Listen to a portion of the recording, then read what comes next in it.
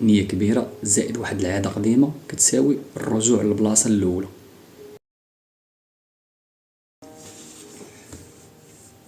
العام الجديد، راس العام، كلشي كيهضر هاد العام غادي نبدل حياتي، غادي نربح فلوس، غادي نولي واحد جديد، كيلوح سطوري، بداية جديدة كدا هادي. ولكن الصراحة راس العام راه غير واحد تاني في الحياة، راه ما كيبدل والو الا ما تبدلش العقل ديالك.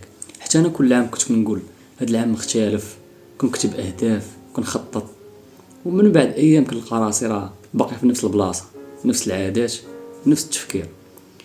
ولكن بغيت نقول لك بلي هادشي راه طبيعي، العقل ديالنا كيحب الراحة وكيخاف من التغيير الكبير.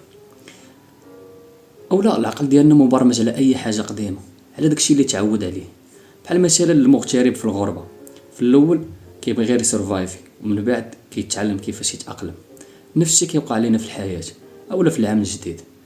العام الجديد ماشي باش تبدل كل شيء دقة واحدة، راه باش تبدا بشوية بشوية، تفهم راسك، تبدل عادة واحدة ومن بعدها واحدة اخرى. دابا بغيت نعرف شنو الحاجة الصغيرة اللي باغي تبدلها هاد العام هذا.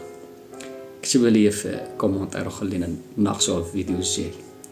ولا كنتي باقا ما تفرجتيش الفيديوهات اللي قبل اللي كنهضر فيهم على العقلية وعلى البرمجة الثقافية، سير تفرج فيهم باش تفهم الكونتوني ديالي.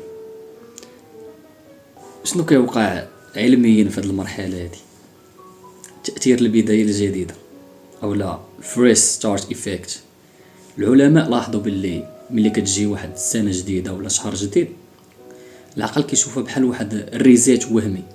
ريزيت وهمي، شنو هاد الريزيت هادي؟ بحال مثلا فاش كتفورماطي التليفون هكاك، يعني انت كتبغي تفورماطي راسك، هنا كتبدا تحس باللي قادر تولي واحد الشخص اخر. ولكن في الحقيقة البيئة باقا ما تبدلاتش، العادات ما تبدلوش، الدماغ باقي خدام بنفس الطريقة. وهنا كيجي واحد المفهوم اخر، هو انه العقل كيكره التغيير المفاجئ. الدماغ خدام بواحد المنطق ديال الامان قبل التطوير، الراحة قبل المجازفة. لذلك ملي كتقول غادي نبدل حياتي كاملة، العقل كيدخل في واحد الوضع ديال المقاومة. هنا كتبدا تعيا وكتبدا تفقد الحماس. هنا كتجي واحد الحاجة اللي هي قوة العادات أقوى من النية. علم الأعصاب كيبين أن العادات المخزنة في جزء قديم من الدماغ، النية في جزء واعي وضعيف قدام التكرار. لهذا نية كبيرة زائد واحد العادة قديمة كتساوي الرجوع للبلاصة الأولى. الطاقة العاطفية كطيح بواحد السرعة في راس العام، حماس، الأدرينالين، التأثير الاجتماعي، كلشي كيهضر. ولكن من بعد العاطفة كتمشي، كيبقى السلوك فقط. إلا ما كان السلوك متبدل كلشي كيرجع للور. المشكل ماشي في الشخص، المشكل في العقل اللي محتاج وقت باش يتبدل. التغيير الحقيقي ما كيوقعش في واحد الثانية، كيوقع في العادات اليومية. وصلنا للنهاية ديال الفيديو. كان معكم حمزة، طالب مغربي في الشينوا. الا كان عندك شي سؤال ولا كنتي مهتم بالمواضيع اللي كنهضر عليهم، دوز عندي الانستغرام.